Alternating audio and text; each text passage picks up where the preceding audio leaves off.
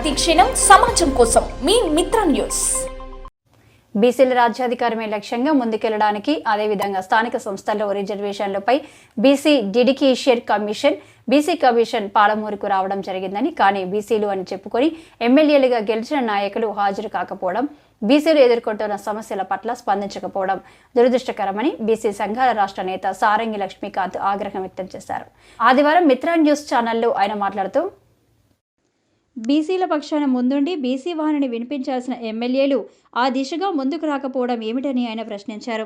BC commission ముందు బీసీల సమస్యలపై వినతి పత్రాన్ని అందించే సమయంలో ఉమ్మడి జిల్లాకు సంబంధించిన సిట్టింగ్ 2 ఎమ్మెల్యేలు అదేవిధంగా ప్రతిపక్ష నాయకులు కూడా కనిపించడం లేదని ఆయన ఆగ్రహం వ్యక్తం చేశారు.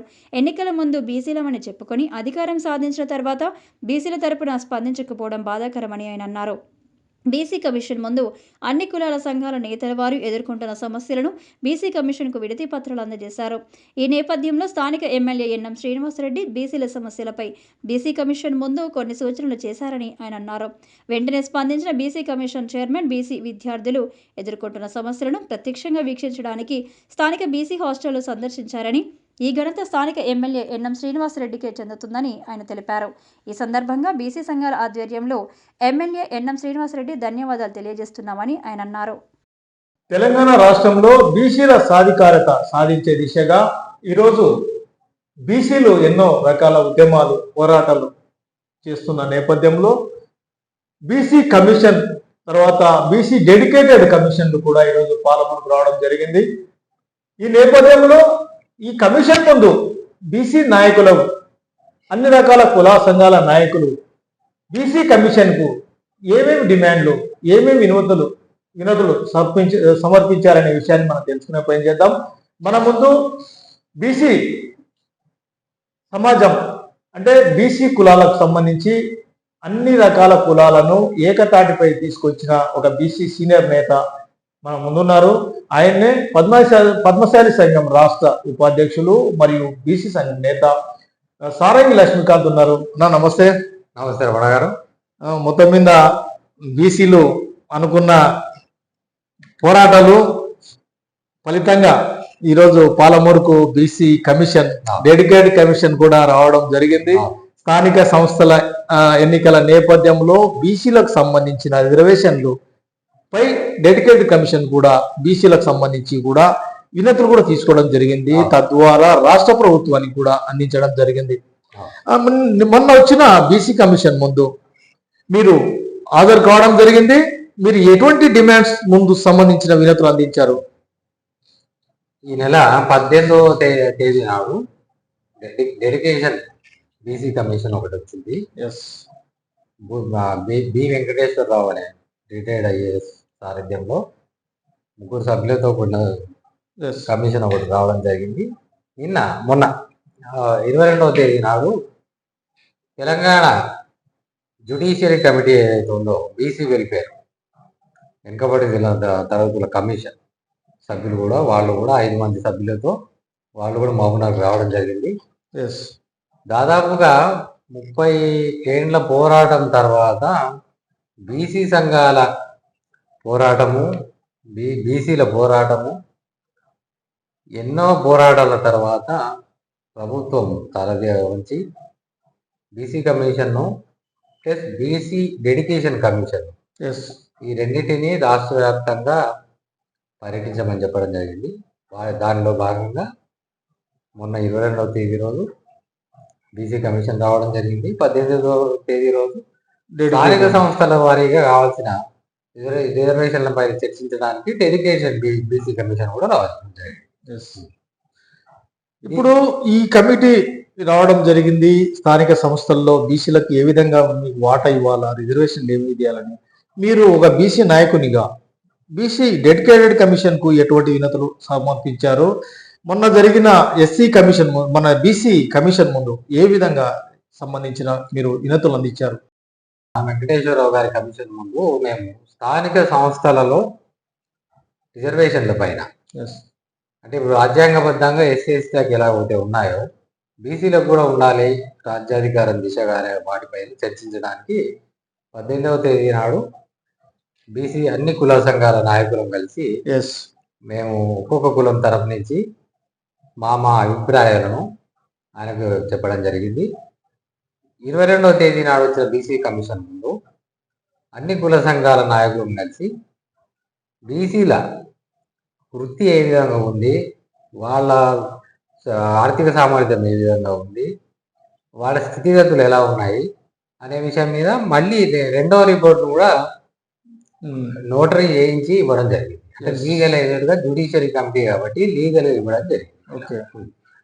ఈ రెండు విభిన్నమైనది. అదేమో ఫస్ట్ వచ్చిన కమిషన్ ఏమో ఎడ్యుకేషన్ కమిషను ఓన్లీ స్థానిక సంస్థల రిజర్వేషన్ల పైన హైకోర్టు ద్వారా ఏర్పాటు చేయబడిన ఒక కమిషన్. అది అథెంటికేటెడ్గా ఈ కమిషన్ ఎంత పర్సెంటేజ్ వీళ్ళకు స్థానిక సంస్థల ఎలక్షన్లలో రాబోయే అసెంబ్లీ ఎలక్షన్లలో ఉండాలి అనేది చెప్పేది. అది ఇదేమో స్థితిగతులు వీళ్ళను అభివృద్ధి చేయడానికి ఎలాంటి చర్యలు తీసుకుంటే బాగుంటుంది అని చెప్పేదేమో బీసీ కమిషన్. ఇప్పుడు ఉమ్మడి మహబూబ్నగర్ జిల్లా నుంచి ఎన్నడూ లేని విధంగా బీసీ నాయకులు, కుల సంఘాల నాయకులు పెద్ద ఉవ్వెత్తున రావడం జరిగింది. మనం కలెక్టరేట్లో చూసినాము. అసలు దీన్ని ఏ విధంగా చూడవచ్చు మనం? ఇప్పుడు ఇది బీసీలలో వచ్చిన చైతన్యం గత 10 సంవత్సరాల నుంచి జరుగుతున్న అణచివేతలకు ధోరణిగా వచ్చిన చైతన్యం వల్ల దాదాపుగా 130 కుల సంఘాలు మొన్న బీసీ కమిషన్ ముందు హాజరు కావడం జరిగింది. వాళ్ళు డిఫరెంట్గా వాళ్ళ స్థితిగతులను ప్రజెంట్ చేయడం జరిగింది. వాళ్ళ దగ్గర ఉన్న సమస్యలను చెప్పడం జరిగింది. ఈ చైతన్యం అనేది బీసీలలో రావడం అనేది చాలా ఏళ్ల తర్వాత వచ్చిన చైతన్యం. ఇది మార్పు వాళ్ళలో ఈ అణగదొక్కబడుతున్న ఈ సమాజం నుంచి బయటపడాలనే ఒక బీసీల కోరికకు నిదర్శనమే ఈ బీసీ కమిషన్ దాకా. ఓకే, ఇప్పుడు దాదాపుగా ఉన్న మొత్తం బీసీ నాయకులు, కుల సంఘాల నాయకులు ఎంతో దూరం నుంచి ఆ పనులు వదిలిపెట్టుకుని కూడా ఉదయం నుంచి కూడా సాయంత్రం 5 గంటల వరకు కూడా ఉండి వాళ్ళకు సంబంధించిన కుల సంఘాలు ఎదుర్కొంటున్న ఆ స్థితిగతులు, సమస్యలు, భవిష్యత్తులో కావాల్సిన కొన్ని రకాల సౌకర్యాల గురించి బీసీ కమిషన్ గురించారు. కానీ కొంతమంది నాయకులు కనిపించడం లేదనేది కూడా చెప్తున్నారు. వాళ్ళు దాన్ని ఏ విధంగా చూడవచ్చు మనము? విషయం ఏమంటే రావణ గారు, మెయిన్గా మేము కుల సంఘాల నాయకులు. మేము ఒక కులాన్ని మాత్రమే రిప్రజెంట్ చేయగలం. మేము అంటే ప్రతి ఒక్కరు కుల సంఘాల నాయకుడు అంటే ఆ కులం ఉన్న స్థితిగతులు, వాళ్ళ వ్యాపారాలు, వాళ్ళు చేయాల్సిన ఆర్థిక విధానాలు, వాళ్ళ సమస్యల మీద ఐడియా. నాయకులు అనే వాళ్ళు ఎవరైతే ఉంటారో వీళ్ళకి సమాజంలో ఉన్న అన్ని కులాల మీద అవగాహన ఉంటుంది. మా కులం మీద అవగాహన ఉంటుంది. అవును, మేము పొలిటీషియన్లం అయితేనేమో అన్ని కులాల మీద మాకు అవగాహన వస్తుంది. మేము పొలిటీషియన్లం కాదు కాబట్టి అన్ని కులాల మీద అవగాహన ఉండదు. కాబట్టి మా కులం మీద అవగాహన ఉంటుంది. కాబట్టి మేమేం చేయగలమంటే మా కులంలో ఉన్న స్థితిగతులను మాత్రమే మేము ఎక్స్పోజ్ చేయగలం. నాయకులు ఎప్పుడైతే నాయకులు అవుతారో వాళ్ళు సమాజంలో ఉన్న అన్ని వర్గాలను చూసి వచ్చింటారు. కాబట్టి మాకన్నా ఎక్కువగా వాళ్ళు బీసీ కమిషన్ ముందు కానీ, డెడికేషన్ బీసీ కమిషన్ ముందు కానీ ఎక్స్పోజ్ చేయాలి. అంటే ప్రజా సమస్యలు వాళ్ళకి ఎక్కువగా తెలుసు మాకన్నా. కానీ చాలా బాధాకర విషయం ఏమంటే మొన్న వచ్చిన 2 కమిషన్ల ముందు కూడా ఉమ్మడి జిల్లాకు సంబంధించిన 2 బీసీ ఎమ్మెల్యే, ఒకరు మక్తల్ వాకిటి శ్రీహరి గాని ముదిరా సామాజిక వర్గం, రెండోది షాద్నగర్ వీర్లపల్లి శంకర్ రజక సామాజిక వర్గం. వీళ్ళిద్దరు బీసీ నేతలుగా ఎదిగి ఎమ్మెల్యేలుగా అయిన వాళ్ళు మొన్న ప్రభుత్వంలో. వీళ్ళు ఎక్కడ కూడా మాకు కనిపించారు. పైనుంచి వీళ్ళిద్దరే కాకుండా అధికార పక్షంలో బీసీ నాయకులు ఉన్నారు, ప్రతిపక్షంలో బీసీ నాయకులు ఉన్నారు. ప్రతిపక్షంలో వాళ్ళు అధికారం లేకున్నా వాళ్ళు బీసీలకు రిప్రజెంట్ చేసిన వాళ్ళే ఇద్దరు. అధికార పక్షంలో ఉన్న వాళ్ళు ఇప్పుడు ప్రజెంట్ గా బీసీలకు రిప్రజెంట్ చేస్తున్న వాళ్ళే. ఈ నాయకులు ఎక్కడ కూడా ఈ కమిషన్ల ముందు హాజరవడం అనేది నేను గమనించలేదు.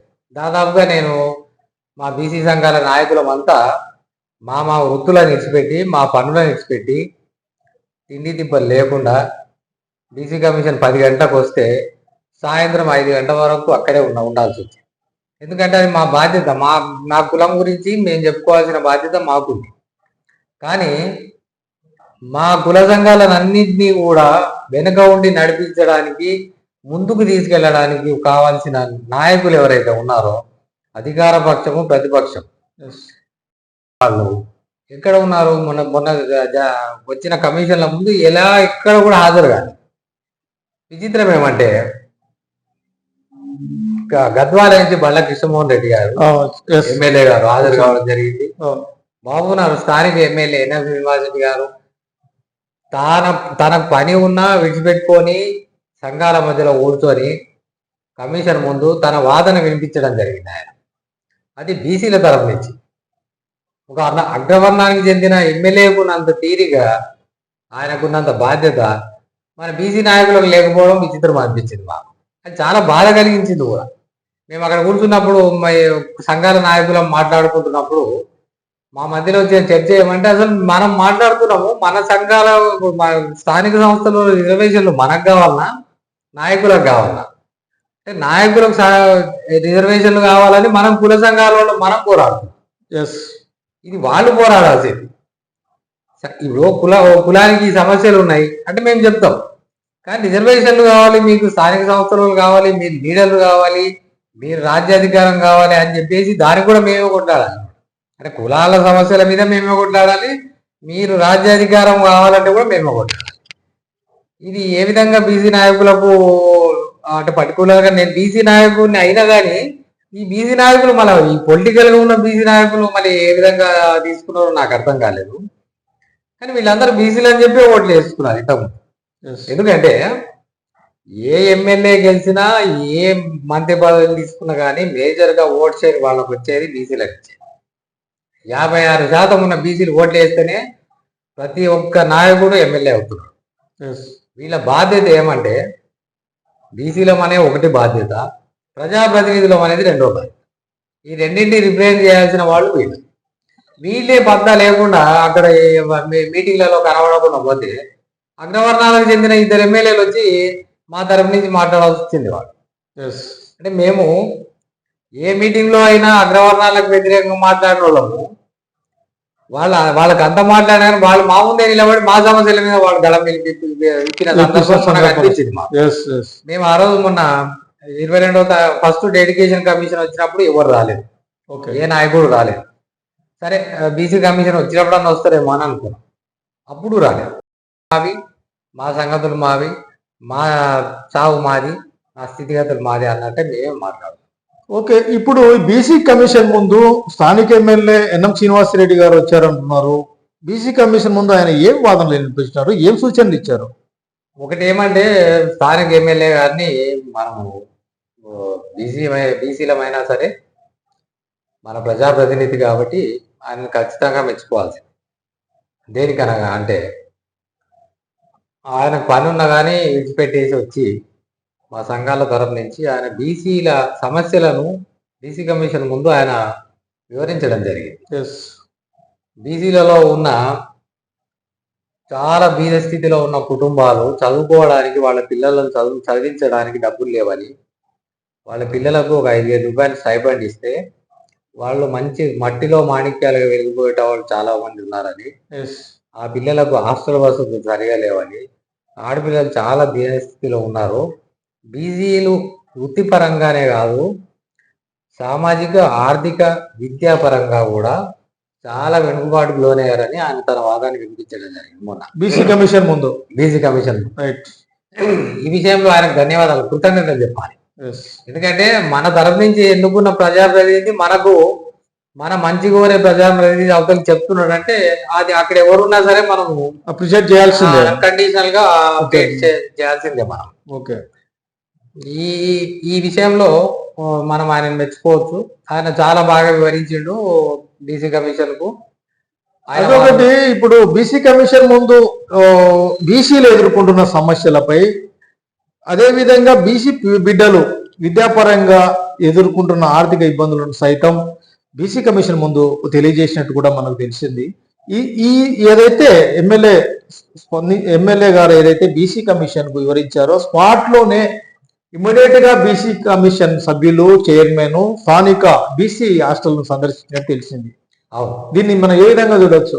ఇది చాలా గొప్ప విషయము. యాక్చువల్గా ఆయన వచ్చినప్పుడు ఆయన మా స్పీచ్ ఇస్తూనే స్థానిక ఎమ్మెల్యే గారు చెప్పారనమాట, బీసీ హాస్టళ్లలో వసతులు సరిగా లేవు, వాళ్ళు సరిపోని బడ్జెట్ లేదు వాళ్ళకు, మీరు ప్రత్యక్షంగా వీక్షించి చూస్తే మీకు ఇక్కడికి ఆ ప్రదేశానికి వెళ్తే మీకు సమస్యలు తెలుస్తాయని చెప్పి బీసీ కమిషన్ ముందు ఈయన సూచనలు ఇవ్వడం జరిగింది. వాళ్ళగానే మా కుల సంఘాల వినతులు అన్ని తీసుకున్న తర్వాత ఇమీడియట్ గా వెళ్ళి లోకల్లో ఉన్న బీసీ హాస్టళ్లను వెరిఫై చేశారు వాళ్ళు. ఇమీడియట్ గా దానిపైన ప్రభుత్వానికి నివేదిక కూడా ఇస్తామని చెప్పి ఇమీడియట్ గా వాళ్ళు స్పందించడం జరిగింది. ఇది గొప్ప విషయం. ఇప్పుడు మీరు ఏదైతే మీ బీసీలు ఎదుర్కొంటున్న సమస్యలపై బీసీల పేరు మీద బీసీ నాయకులు ఈరోజు పదవులు అనుభవిస్తున్నారు, బీసీలకు సంబంధించిన సమస్యలు బీసీ కమిషన్ ముందు చెప్పాలని ఉన్నా ఈరోజు రాలేదని మీరు తెలియజేస్తున్నారు. వారికి మీరు ఏం సందేశం ఇస్తారు? ఇప్పుడు ఎవరైనా సరే బీసీలమని చెప్పుకొని రాజ్యాధికారానికి వచ్చినప్పుడు, బీసీలమని చెప్పి ఓట్లు అడగడానికి వచ్చినప్పుడు, బీసీలమని చెప్పి వివిధ పథకాలను ముందుంది తీసుకున్నప్పుడు వాళ్ళు ఖచ్చితంగా బీసీల పట్ల న్యాయంగా ఉండడం అవసరం ఉండాలి. బీసీల సమస్యల మీద, బీసీల వాళ్ళు ఎదుర్కొంటున్న స్థితిగతుల పైన, వాళ్ళున్న పరిస్థితుల పైన స్పందించాల్సిన అవసరం ఖచ్చితంగా ప్రతి రాజకీయ నాయకుడికి ఉంది. తాజాలైనా మాజీలైనా ఎవరైనా సరే దీన్ని స్పందించాలి. ఎందుకంటే ఎప్పుడైనా బీసీ సమాజం వెనుక ఉంటేనే ఇక్కడ ఉన్న రాజ్యాధికారం వాళ్ళ చేతులలో ఉంటది. ఈ విషయాన్ని వాళ్ళు మర్చిపోవద్దు. బీసీలు ఎప్పుడైతే ఓట్లు వేయకూడదు అని అనుకున్నారనే ఒక నిర్ణయం తీసుకుంటే వాళ్ళు ఎవరికి వేయాలో వాళ్ళకి వేస్తారు. ఇది గమనించాలి. ఎవరైనా రాజకీయ నాయకులైనా సరే, ప్రజాప్రతినిధులైనా సరే ప్రజలను రిప్రజెంట్ చేస్తున్నప్పుడు ఖచ్చితంగా బీసీల సమస్య పట్ల అవగాహన ఉండాలి. వాళ్ళు బీసీ ఎమ్మెల్యేలు ఎవరైతే ఇద్దరు ఉన్నారో, తర్వాత మాజీలు ఎవరైతే ఉన్నారో గత పార్టీలో కానీ ఇప్పుడున్న దాంట్లో కానీ, వాళ్ళు ఖచ్చితంగా ఇక్కడికి వచ్చి మా సమస్యలను మానించి వాళ్ళకి చెప్పే అవకాశం ఉంటే ఎక్కువ ఫోకస్ అవుతాయి. సమస్య నడిపియాలి. అప్పుడు వాళ్ళు చెప్పడం వల్ల ఎక్కువ ఫోకస్ అవుతుంది. మేము 10 మంది మా సంఘం నుంచి పోయి అక్కడ నిలబడి కూర్చొని చెప్పడం వల్ల తక్కువ ఫోకస్ అయ్యేదానికన్నా వాళ్ళు చెప్తే ఎక్కువ ఫోకస్ అవుతుంది. దీంట్లో ఏమంటే విచిత్రం ఏమంటే అధికార పార్టీ వాళ్ళు అసలు నాకు కనబడనే లేదు. అక్కడ ఎమ్మెల్యే అధికార పార్టీ ఉన్నాయి, బీసీ వాళ్ళు లేనే లేరు. విచిత్రం ఏమంటే రాష్ట్ర మైనారిటీ ఫైనాన్స్ కమిషన్ చైర్మన్ అయిన కొత్వాల్ గారు మళ్ళీ వాళ్ళ మైనారిటీ తరఫు నుంచి స్పందించి ఆయన అధికారిక హోదాలో ఉంది. ఓకే, అంటే కానీ బీసీలో ఎక్కడ పోయినారు అనేది బీసీ నాయకులు లేరు, బీసీ ఎమ్మెల్యే లేరు. విచిత్రంగా ఓకే, అసలు ఇంత అంటే ఇది ఎంత గొప్ప విషయం అంటే ఇప్పుడు ఈ బీసీ కమిషన్స్ వచ్చి, జ్యుడిషియరీ కమిషన్స్ వచ్చి, జ్యుడిషియల్ పవర్స్ ఉన్న కమిషన్స్ వచ్చి మన సమస్యలు వింటున్నదంటే ఇది రేపటి నాడు మనకు బీసీలకు నిర్దేశం కమిషన్ ఇది. అంటే మన బాగోగులు, బీసీల బాగోగులు నిర్ణయించే అధికారం వాళ్ళకు ఉంది. అసలైన టైంలో వీళ్ళెవరు బీసీలు నాయకులు కావాలకుండా ఓన్లీ కుల సంఘాలమే మాకే అవసరం ఉంది, మా సమస్యలు మా కులాలు మేమే బాగుపడాలి అన్నట్టు మేము అక్కడ పోయి అనాథాల్లాగా నిలబడి మా వాయిస్ మేమే ఇచ్చేసుకొని రావడం అనేది మాకు చాలా బాధ కలిగించింది. మన ఈ విషయంలో చర్చ కూడా జరిగింది మా మధ్యలో, మా కుల సంఘాల మధ్యలో. ఒక 24 కుల సంఘాల వాళ్ళని కూర్చుంటే అంటే మనకు తెలిసిన వాళ్ళు మన నాయకులు ఏదో ఉన్నారు, అసలు ఈడ వస్తారు కనబడడం లేదనే విషయం చర్చ కూడా జరిగింది. ఓకే, ఇది ఈరోజు బీసీ సీనియర్ నాయకులు, రాష్ట్ర నాయకులు సారంగి లక్ష్మీకాంత్ గారితో ఈరోజు ప్రత్యేకమైన చర్చా కార్యక్రమము.